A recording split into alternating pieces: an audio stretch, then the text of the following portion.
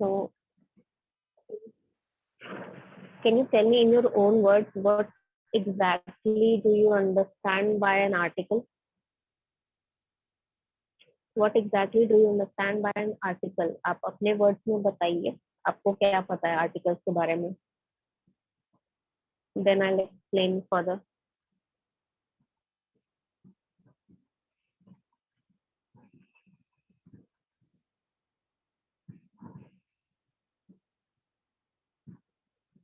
अपने वर्ड्स में एक बार मुझे बताइए कि आर्टिकल्स से आप क्या समझते हैं? मैम जहाँ ए एंड द या फिर मतलब पार्टिकुलर आइडेंटिफिकेशन के लिए लगाया जाता हो।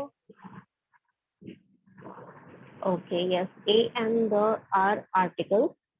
ठीक है, there are two types of basically there are two type of articles. ठीक है, एक होता है definite और एक होता है indefinite. Now A और and जो होता है, मैम वो तो सेम हो गया। consider A और and, yes, don't consider them like आप उनको दो यूनिट कंसिडर नहीं कर सकते, they are singular, that is your indefinite article. ठीक है, they both represent the indefinite article but one at a time. यानी कि आप एक सेंटेंस में या तो A लगा पाएंगे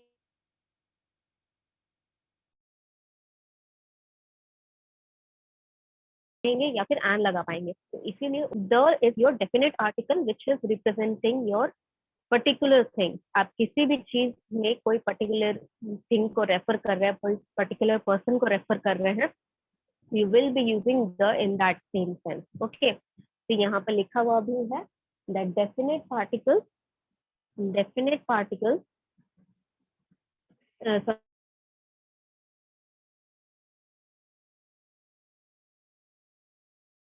sorry, definite is particular and indefinite is general. आपका वो पर्टिकुलर किसी चीज से आप दिखाने के लिए करते हैं और इनडेफिनेट जो होता है वो जनरल दिखाने के लिए करते हैं. So when we are talking about something that is particular, मतलब क्या हुआ, जैसे कि कोई एक चीज, ठीक है, see when you are reciting a story, ठीक है, जब भी आप कोई स्टोरी पढ़ते हो तो उसका पहला लाइन क्या होता है, what is the first line of your story? कोई भी जनरल आप कोई स्टोरी अगर पढ़ रहे हैं तो what is the starting or you can say the first line of your story?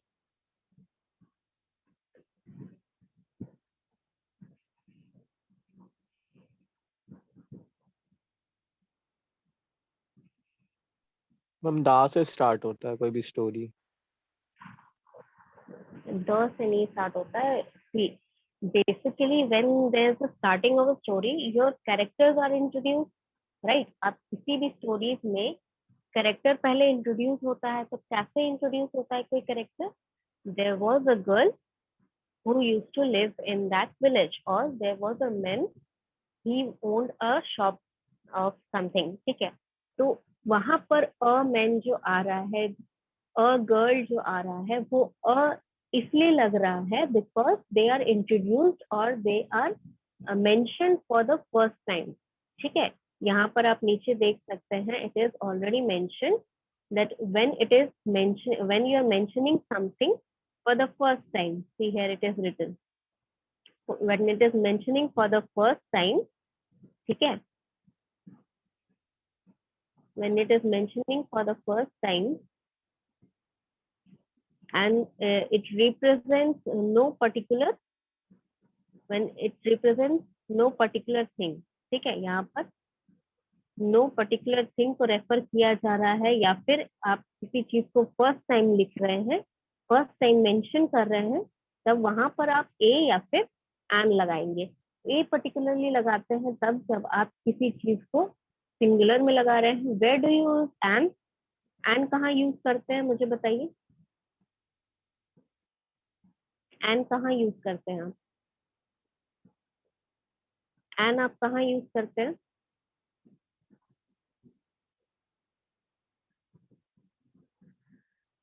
Where do you use an? A और एन, देखिए ए और एन जो होता है, सबसे मेन इंपॉर्टेंट बात है दैट ए और an is used for a singular identity. Okay, singular person और सिंगल थिंग अगर आप रेफर करना चाहते हैं सेंटेंस में, तो आप वहां पर ए और एन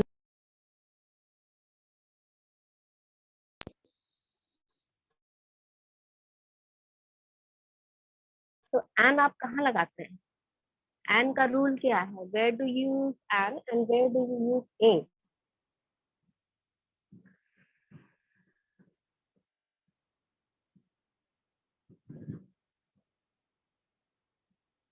एन कहाँ लगाते हैं बच्चे सेंटेंस में? Am I audible or not? Audio में कोई दिक्कत नहीं आ रही है ना मेरे? मैम मैम मेरा नेटवर्क ही खराब है मैम। अच्छा Srishti, am I audible to you? Yes ma'am. Okay, so I was asking कि एन, ए एन एन जो होता है वो वॉवेल। आप कहाँ लगाते हैं सेंटेंस में? यस यस, यस मैम, जहाँ बोलिए। वॉवेल हो, मैम वॉवेल के पहले अच्छा, लगता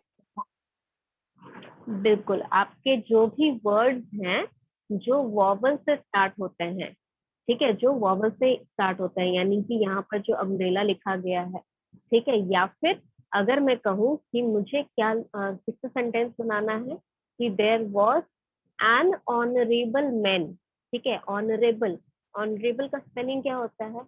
एच से स्टार्ट होता है, बट साउंड किसका लगता है? ओ का लगता है। तो whenever there is a word that has the sound effect of an vowel, or the word itself is starting with an vowel, then उसके आगे आप एन लगाएंगे। अदर देन दैट, जो भी उसके अलावा जो भी वर्ड्स हैं जहाँ कॉन्सोनेंट्स लगते हैं, जहाँ कॉन्सोनेंट्स के साउंड आते हैं, वहां पर आप ए लगाएंगे। And both a and an are used when there is a or thing that is being referred to in this sentence, यानी कि सेंटेंस में आपका यहाँ पहला रूल क्या कह रहा है? सेंटेंस में आपका सिंगुलर नाउन होना चाहिए और काउंटेबल होना चाहिए, यानी कि you have to find a singular as well as countable. Understood? So this is your first rule. Now second rule is what? Singular countable noun which represents a class or thing. Class को represent कर रहा है, यानी कि जैसे आपका CR होता है ना, जो पूरे क्लास को रिप्रेजेंट करता है, whatever problem all the students that are having during the classes, वो कौन रिप्रेजेंट करता है? योर सीआर रिप्रेजेंट करता है।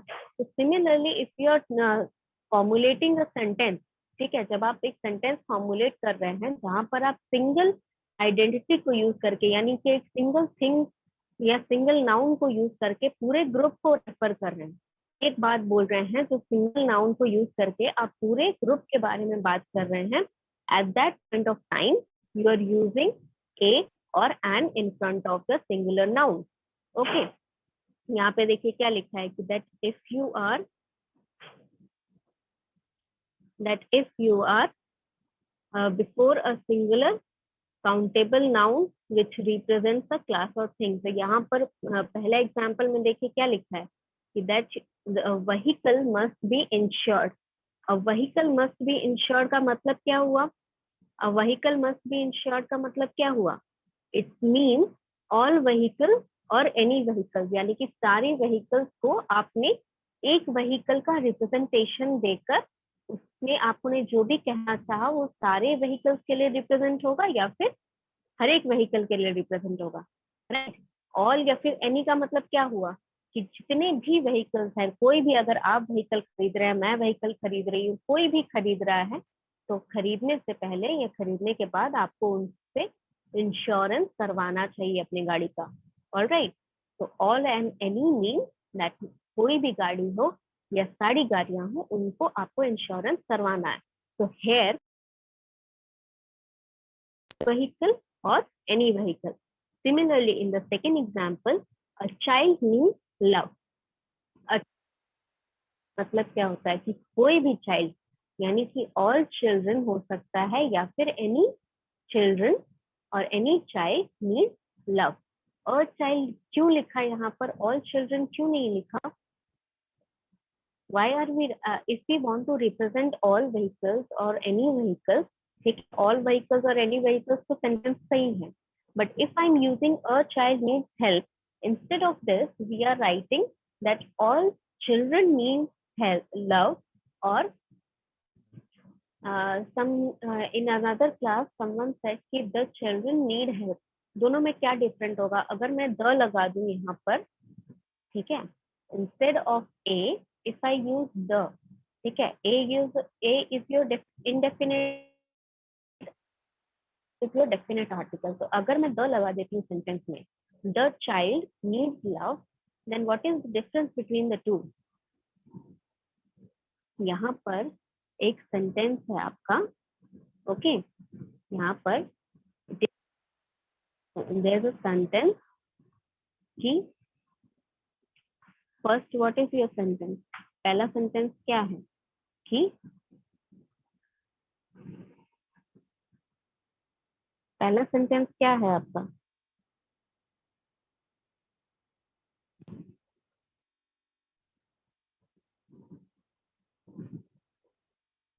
Sorry, give me 1 second. यहाँ पर टेक्स्ट का अगर ऑप्शन आता है तो I will start the text.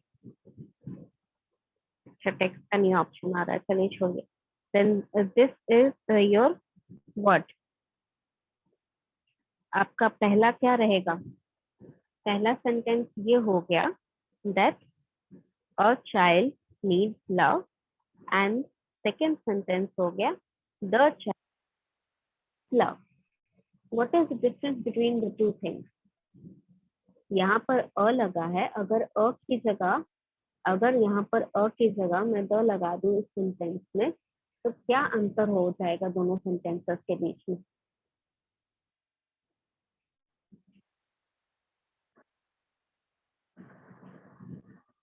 क्या हो जाएगा? What will be the difference between those two sentence? यहाँ पर इस सेंटेंस की जगह अगर मैं लिखूं कि द लगा दूं, अ की जगह द लगा दूं, ठीक है, तो क्या होगा? If I- ठीक है, तो वहां पर क्या होगा?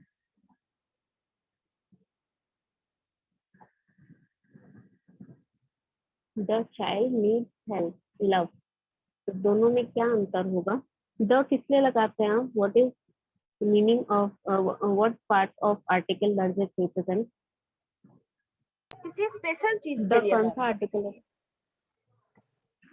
एग्जैक्टली, किसी चाइल्ड के बारे में बात की जा रही है। If I am using the in the sentence, the child needs help का मतलब वो हो गया कि मैं किसी एक पर्टिकुलर चाइल्ड के बारे में बात पर्टिकुलर, कर यस रही हूँ, मैम। जिसके बारे में हाँ, कोई एक पर्टिकुलर चाइल्ड है जिसको आप जानते हैं, जिसको मैं जानती हूँ, and we are talking about that particular child. But a child needs help यानी कि जितने भी बच्चे हैं within that range, age range, ठीक है, वो जो एज का ग्रुप होता है, उस ग्रुप का जितने भी बच्चे हैं, they need what, they need a love. Okay, so whenever you are representing the whole class, whenever you are representing the whole class, what will you do? You will represent it with a singular what, singular countable noun with a in front of that, ठीक है, और Yes, ma'am. Vowel है या consonant है उस पर depend करेगा। Okay, तो next thing, third is your before the name of a profession. Profession के आगे, ठीक है, जैसे आई एम अ टीचर, ठीक है, यू आर अ स्टूडेंट, कोई भी प्रोफेशन के नाम के आगे आप क्या करेंगे? अ लगाएंगे। क्यों अ लगाते हैं? Why do you represent the profession with a?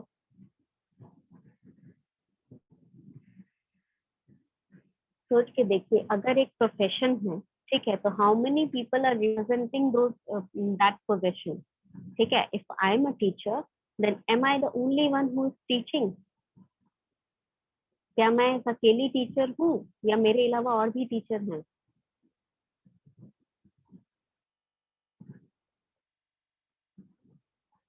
I you understanding the question और नॉट? मेरे क्वेश्चन को आप समझ पा रहे हैं?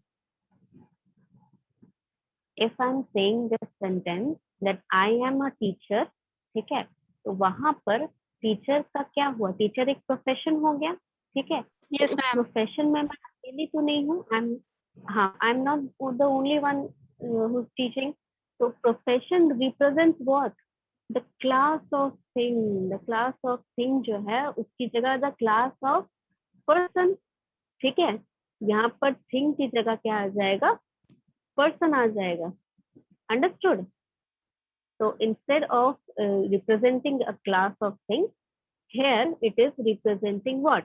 Sorry, here it is representing class of person. तो यहाँ पर पर्सन के क्लास रिप्रेजेंट करने के लिए ही प्रोफेशन लगाया जा रहा है। तो प्रोफेशन का भी जब आप क्लास रिप्रेजेंट कर रहे हैं, वहां पर सिंगुलर काउंटेबल नाउन लगा है, वहां पर अ ही आएगा। ठीक है, तो Rita is a nurse, he is a doctor, she is an engineer. ठीक है, समझ में आया? Any doubt till now? अभी तक कोई डाउट नो हुआ किसी मैम। को? चलिए बढ़िया। Then fourth number is when with a noun complement. अब कॉम्प्लीमेंट क्या था, मैंने पढ़ाया था, आप लोग को याद है कि नहीं? Can you remember? मैंने कॉम्प्लीमेंट आप लोग को पढ़ाया था, नहीं याद है तो बोल दो, I will revise it again. याद है? Do you remember what is a compliment?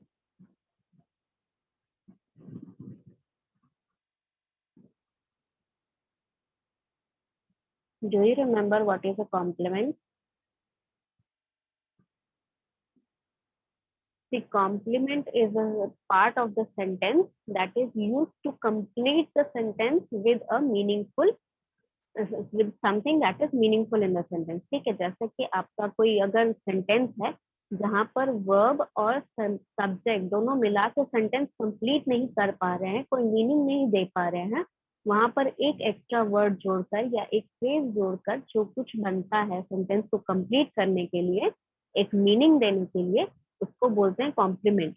अगर वो मीनिंग जो है, वो वर्ड जो है जो आपका सेंटेंस कंप्लीट कर रहा है, वो आपके सब्जेक्ट के बारे में कुछ बता रहा है, तो वो आपका हो गया सब्जेक्ट कॉम्प्लीमेंट। अगर वो आपके ऑब्जेक्ट के बारे में कुछ बता रहा है तो वो ऑब्जेक्ट कॉम्प्लीमेंट हो गया। यहाँ वो आपके नाउन के बारे में बता रहा है, that is why it is called noun complement. Okay, तो फॉर एग्जाम्पल यहाँ पर क्या एग्जाम्पल दिया गया है? That it was an earthquake. इसका ये मतलब इसके आगे पीछे क्या इंफॉर्मेशन होगा? That it might be some accident. ठीक है, कुछ एक्सीडेंट हुआ होगा and you might be asking कि how was this accident help, since you belong to different, you can say आपने न्यूज नहीं सुना एंड अचानक से you are reading that these many people were injured in some accident. So what kind of an accident was it?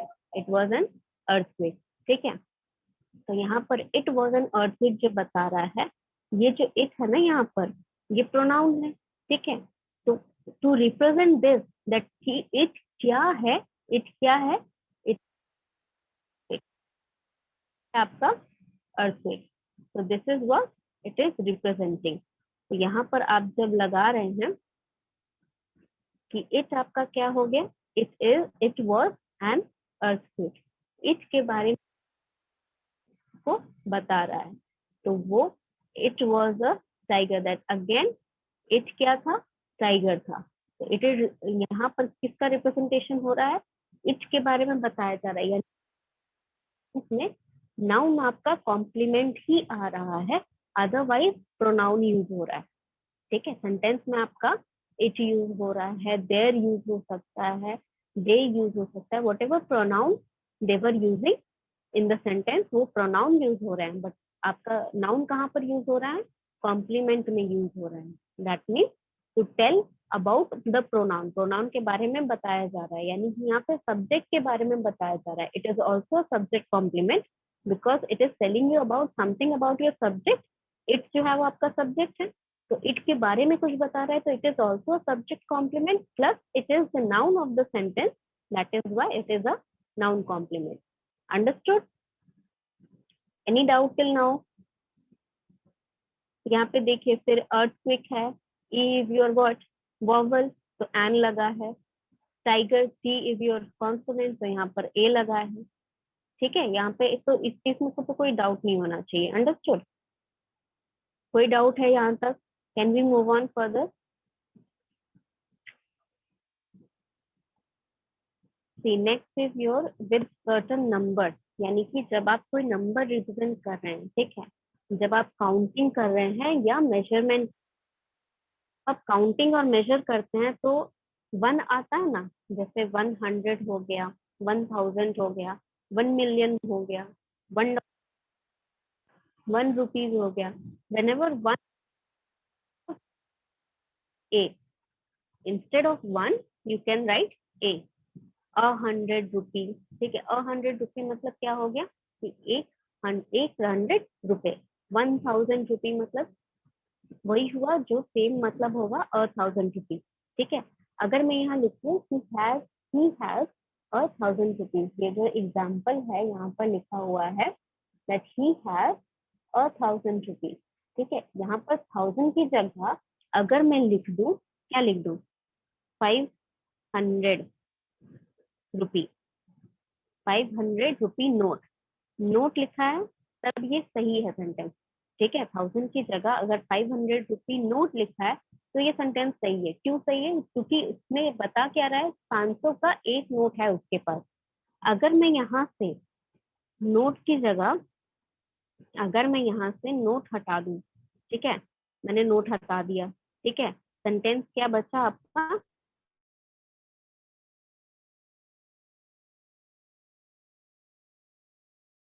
कि he has a 600 रुपी है उसके पास। अब यहाँ पर 1000 की जगह मैं क्या लगा दूं, 500 लगा दूं। ठीक है, 1000 की जगह मैं क्या लगा दूं, 500 लगा दूं। तो यहाँ पर 500 रुपीज क्या सही होगा? Will the sentence be correct?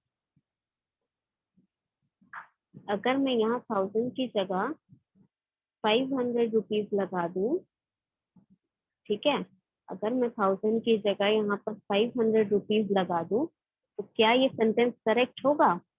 He has a 500 rupees. Will it be the sentence? Will the sentence be correct?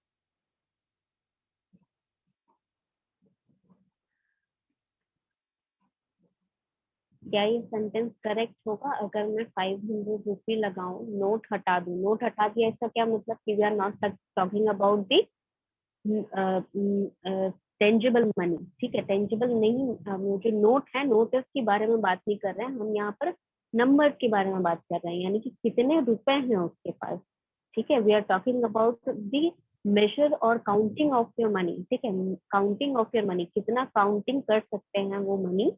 ठीक है, you we are talking about the counting of money. तो if this sentence correct, he has a 500 rupees, will the sentence be correct? Shristi, Sunny, am I audible or not? Yes ma'am. Yes, ma'am. हाँ, तो बताइए मुझे, ये sentence मुझे बताइए कि क्या ये सेंटेंस सही होगा? He has a 500 rupees, क्या ये सेंटेंस सही होगा? मैम सही, सही होगा शायद। सही है मैम। नहीं बच्चे, ये सही नहीं होगा। क्यों नहीं, नहीं सही होगा? क्यों नहीं सही होगा, मैं बताती हूँ। क्योंकि यहाँ पर 500 रुपीज की बात की जा रही है, that means the number is exceeding 1, number is exceeding 1। और जब 1 नहीं है, दैट मीन्स आपका सब्जेक्ट या ऑब्जेक्ट जो भी नाउन है, वो नाउन सिंगुलर नहीं रहा। तो आपका बेसिक रूल होता है कि when you are using a और an, you are using them for a singular countable noun. ठीक है, ये फर्स्ट सेंटेंस में यहाँ पर फर्स्ट में लिखा है ना कि before a singular noun which is countable, this is your basic rule. A और एन वही लगेगा जहां पर आपका नाउन सिंगुलर है। Now since we are using 500 instead of 1000, अगर 1000 है तो क्या मतलब हुआ, वहां पर 1 नंबर है ना, 1000, तो 1000 मतलब 1000 एक ही है उसके पास। ठीक है, 1000 एक नंबर है, तो 1 की जगह आप अ लगा सकते हैं, 1 की जगह अ लगा सकते हैं। बट 1 से जहां एक्सीड किया, 5000 हो गया, 500 हो गया, 50 रुपीज हो गया, 5 रुपीज हो गया, तो भी आप वहां पर अ नहीं लगा सकते, बिकॉज योर सब्जेक्ट और your noun does not represent something that is singular. Understood? Yes, ma'am. आपका जो यहाँ पर सब्जेक्ट है वो सिंगुलर नहीं रह जाएगा, इसीलिए आप यहाँ पर 5000 या 500 की जगह पर 1000 की जगह यहाँ 500 नहीं लगा सकते हैं। ठीक है, बट अगर आप 500 लगा रहे हैं 1000 को हटाकर और नोट लिख रहे हैं, यानी कि ये जो नोट है यहाँ पर, ये नोट नहीं हट रहा है आपका, बस ये 1000 रुपीज हट रहा है और इसकी जगह 500 लिख दिया और नोट यहीं पर है। तो नोट का मतलब क्या हुआ कि आपका नाउन जो है वो सिंगुलर हो गया। एक नोट है उसके पास 500 का, तो ये सेंटेंस सही है, बट एक 500 रुपीज है, ये तो मतलब कुछ अजीब हो गया ना। उसकी जगह आपको नोट लिखना है, तो इसलिए जब नोट लिखा हुआ है तब आप अ लगा रहे हैं, then it is okay. But अगर यहाँ पर नोट नहीं लगा है तो आप नंबर एक से ज्यादा एक्सीड नहीं कर सकते हैं। एंड एक का मतलब कि 1 रुपी, $1, 1,000, 100, 1 मिलियन, 1 डजन। 1 है जहां पर 1 की जगह आप ए लगा सकते हैं। वो नंबर कितना भी बड़ा रिप्रेजेंट कर रहा हो, that doesn't matter. Okay, yes, मुझसे पूछिए। ठीक है, आप कितना भी एक्सीड उसको नहीं कर सकते जब तक आपके पास 1 नंबर नहीं है। ऑल राइट, तो this is your second one more. There are few more rules, वो भी देखते हैं कितना खत्म हो जाता है। ओके, यस, तो 6 नंबर आपका है यहाँ पर कि if a singular noun is placed after many rather quite such. ठीक है, यानी कि यहाँ पे देखिए एग्जाम्पल में देखिए लिखा है, आप एग्जाम्पल में क्या लिखा है आपका, it was quite an impossible task, यानी कि क्वाइट के आगे क्या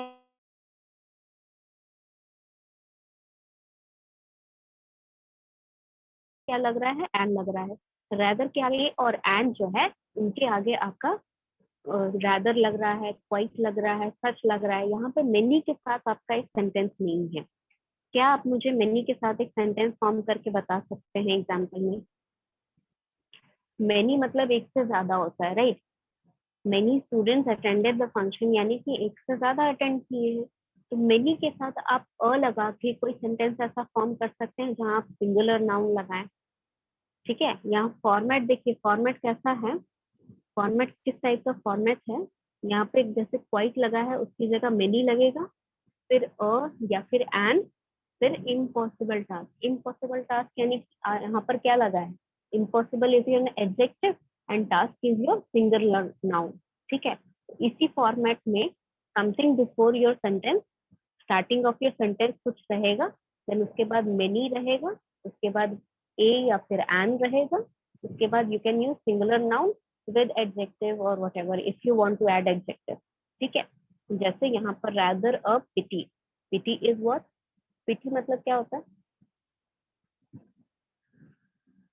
what is the meaning of pity, can anyone tell me? Pity का मतलब क्या होता है बच्चे?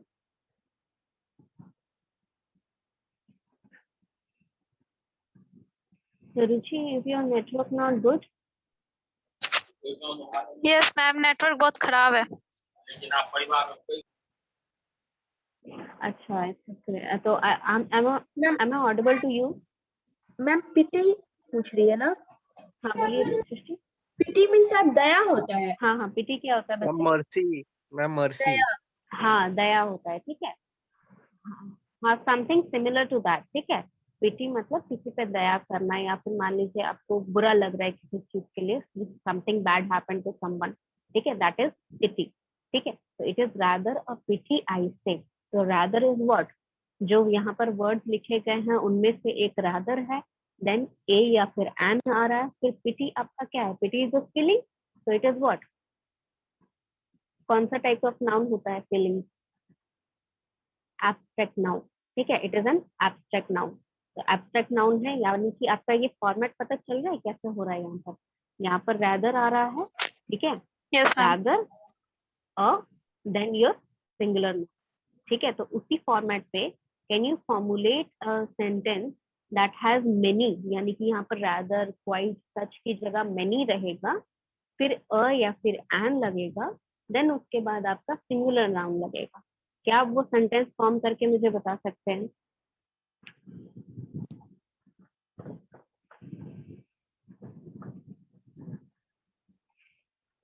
This is your homework. ठीक है, ये आपको होमवर्क में बताना है। मैं आपको चैट में भी लिख के बता देती हूँ कैसा सेंटेंस फॉर्म करना है।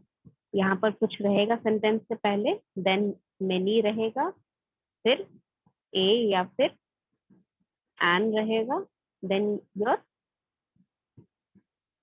Singular noun, and before your singular noun adjective भी आ सकता है, इट इज ऑप्शनल। जैसे यहाँ रैदर और पीटी, पीटी के आगे एडजेक्टिव नहीं लगा है, राइट, लेकिन यहाँ पर इम्पॉसिबल टास्क यानी टास्क के आगे इम्पॉसिबल लगा है। फुलिश आर्ग्यूमेंट, आर्ग्यूमेंट आपका सिंगुलर नाउन है और इसके आगे फुलिश जो है आपका सेंटेंस है। ठीक है, तो I have send you the text, इस फॉर्मेट में आपको एक सेंटेंस बनाना है। Try and make it, if you can it is okay, नहीं तो next class I will tell, just remind me that I have to tell you in the next class, okay. 7th number, यहाँ पर फिर एक बार example में दिखा देती हूँ। यहाँ पर क्यों सिंगुलर लगाया जा रहा है, बिकॉज पीटी जो है वो आपका इमोशंस दिखा रहा है, तो इमोशंस कभी भी प्लूरल में नहीं होते हैं, ठीक है। हैप्पीनेस जो है that is singular only, happy हो गया, सैड हो गया, सैडनेस जो होता है वो सिंगुलर ही रहेगा, कभी प्लूरल में नहीं रहेगा। तो abstract nouns are always in singular. Again यहाँ पर जो आपका इम्पॉसिबल टास्क है, task is singular format, foolish argument, argument is again in singular format. So whenever your noun is singular, obviously you are using a or an, right? तो यहाँ पर a और an लगने का यही है, ठीक है। rather के आगे जो आते हैं, those nouns are always in singular format. So if they are in singular format, obviously you are using a or an. That is why rather हो गया, many हो गया, quite हो गया, such हो गया, इनके आगे आपका a और an इसीलिए लगता है because you are using a singular noun. Okay. 7th number is in the expression of price, speed and ratio. यानी कि आप अगर किसी चीज का प्राइस बता रहे हैं, ठीक है, price that mean for 1 unit what is the price for that commodity, ठीक है। पेट्रोल 1 लीटर कितना है, आपका राइस 1 केजी कितना है, आटा 1 केजी कितना है, whatever your commodity is, 1 soap कितने रुपए का है, ठीक है। तो whatever your commodity is, उसका 1 यूनिट आपका प्राइस होता है, राइट। तो your price is always talked in what, singular unit. तो वहां पर सिंगुलर यूनिट रहेगा, that is what your, that is why you are using a और an in front of the measuring unit, ठीक है। जैसे कि for example she can run 12 kilometre an hour, 1 hour में वो 12 किलोमीटर रन कर सकती है। तो 1 आवर है, अगेन मैंने बताया था ना, 1 अगर है तो 1 नंबर की जगह आप ए और एन लगा सकते हैं। आर है because it is pronounced using the word O, sorry आ, ए का साउंड आ रहा है आपका, इसीलिए वहां पर वॉवल का साउंड आ रहा है, तो ए एन लगा है, ओके। सिमिलरली सेकेंड में क्या है, rice sale 50 rupees a kilo, 1 kilo, ठीक है। दैट मीन सिंगल किलो जो है आपका 1 मंथ, ठीक है, 1 hour 1 kilo, how much the price, how much the speed or how much the ratio is for 1 unit is represented. So 1 unit means what? Singular unit. Singular unit means a or an. Any doubt in this? कोई doubt है बच्चे इसमें? She earns ₹20,000 a month, यानी कि 1 महीने में she is earning this much is her salary. Understood? Yes, ma'am. 8 number. Yes, Yes, any ma'am. doubt? No, ma'am. चलिए understood है तो चलिए बढ़िया। 8th number is in exclamatory sentences. Exclamation मैंने बताया था, where are you using exclamation in the sentences? कहाँ आप यूज करते हैं exclamation? Where do you use ma'am जहाँ exclamation? आउट या फिर आ,